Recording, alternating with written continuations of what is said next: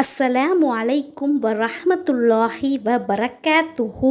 குர்ஆன் அத்தியாயம் 4. அன்-நிசா, பெண்கள். அனாதைகளை அவர்கள் திருமண வயது அடையும் வரை அவர்கள் முன்னேற்றம் கருதி சோதித்துக் கொண்டிருங்கள்.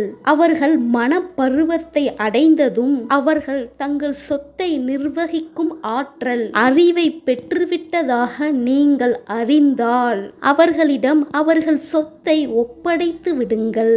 அவர்கள் பெரியவர்களாகி தம் பொருள்களை திரும்ப பெற்று விடுவார்கள் என்று அவர்கள் சொத்தை அவசரமாகவும் வீண் விரயமாகவும் சாப்பிடாதீர்கள்.